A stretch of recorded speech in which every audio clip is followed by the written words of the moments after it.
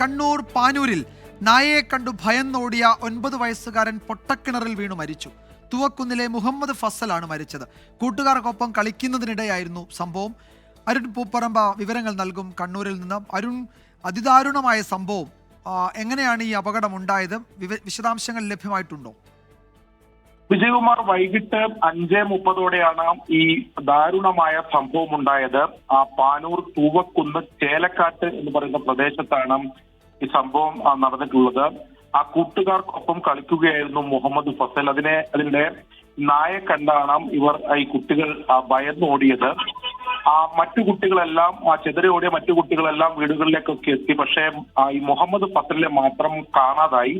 ഇതേ തുടർന്നാണ് വീട്ടുകാരും പ്രദേശവാസികളും ഈ കുട്ടിക്കായി തെരച്ചിൽ നടത്തിയത്. അതിനിടെ ഇവർ ഈ ചെതറി ഓടിയ ഭാഗത്ത് ഒരു പൊട്ടക്കിണർ ഉണ്ടായിരുന്നു. അതിൽ നാട്ടുകാർ ഇറങ്ങി പരിശോധന നടത്തി. അവിടെ നിന്നാണ് ആ കിണറ്റിൽ നിന്നാണ് ഈ ഫസലിന്റെ മൃതദേഹം കണ്ടെത്തിയിട്ടുള്ളത്. ഇപ്പോൾ മറ്റ് നടപടിക്രമങ്ങൾ പൂർത്തീകരിച്ച് മൃതദേഹം ആശുപത്രിയിലേക്ക് മാറ്റിയിട്ടുണ്ട്. തൂവക്കുന്ന് ഗവൺമെന്റ് LP സ്കൂളിലെ 4ാം ക്ലാസ് വിദ്യാർത്ഥിയാണ്. 9 വയസ്സാണ് ഫസലിന്റെ പ്രായം. എന്തായാലും അതിദാരുണമായിട്ടുള്ള സംഭവമാണ് ഉണ്ടായിട്ടുള്ളത്.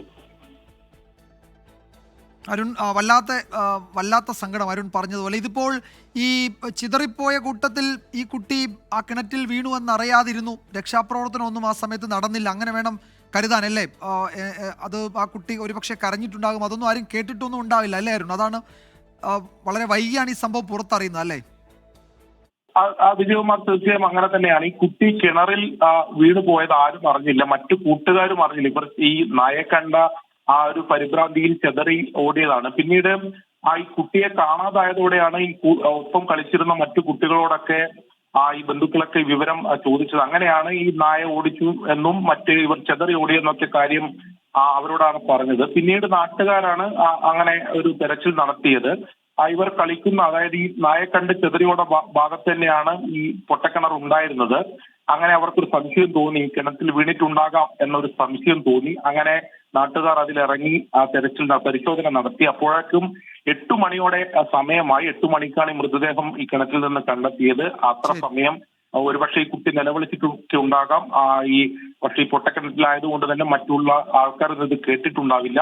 8 മണിയോടെയാണ് കുട്ടിയുടെ മൃതദേഹം ഈ കിണറ്റിൽ നിന്ന് കണ്ടെത്തിയത്. അതിനുശേഷം പിന്നീട് ആശുപത്രിയിലേക്ക് മാറ്റുകയായിരുന്നു. ശരിയായിരുന്നു. എന്തായാലും കുറെ മണിക്കൂറുകൾ അങ്ങനെ ആ നിലയ്ക്കും നഷ്ടപ്പെട്ടു. വല്ലാതെ സങ്കടം ഉണ്ടാക്കുന്ന ഒരു വാർത്തയാണ് ഈ രാത്രിയിൽ കണ്ണൂരിൽ നിന്ന് വരുന്നത്. വിശദാംശങ്ങളാണ് അരുൺ പൂപ്പറമ്പ നൽകിയത്.